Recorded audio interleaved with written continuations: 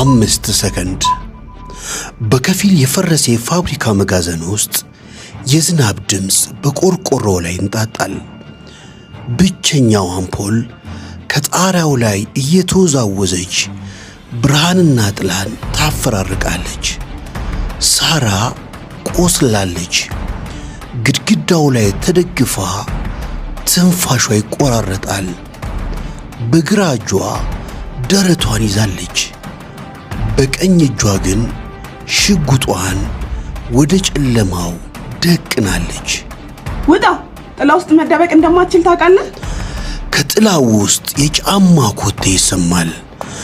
ረጅምና ጥቁር ኮት የለበሰ ሰው በእርጋታ ወደ ብርሃኑ ወጣ። በእጁ ምንም መሳሪያ የለም። ሳራ ሁልጊዜ ግትር ነሽ። ቺፑን ብትሰጪ ኖሮ አሁን የሁሉ ነገር አይፈጠርም ነበር። ለአንተ ሀገር የለሽም? ዮናስ በድንገት ፈጣን እንቅስቃሴ ያደረገ። ሳራ ተኮሰች። ዮናስ መሬት ላይ ተንከባሎ አመለጠና ከኋላዋ ደረሰ። የሳራን እጅ ጠምዝዞ ሽጉጡን አስጣላት። ሁለቱም መሬት ላይ እየተንከባለሉ ለሰከንዶች በከፍተኛ ሁኔታ ተቧቀሱ።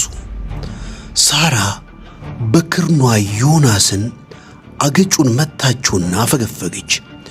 ዮናስ አፉን እየጠረገ በንዴት ተነሳ። ፈጣን በሆነ እንቅስቃሴ ድብድብ ጀመሩ። ሳራ የዮናስን ጥቃት በቅልጥፍና እየመከተች በስተመጨረሻም ዮናስን እግሩን ጠልፋ መሬት ላይ ዘረረችው።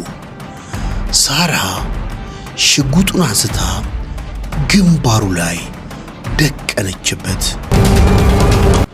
ጨዋታው አለቀ ዮናስ። ዮናስ ፈገግ አለና አልቆመም አላትና እጁ ላይ ያለውን ሰዓት ነካው። እጁ ላይ ያለው ሰዓት መቁጠር ጀመረ። የሳራ ዓይኖች በድንጋጤ ተከፈቱ። 5 ሰከንድ ብቻ ቀርቶታል።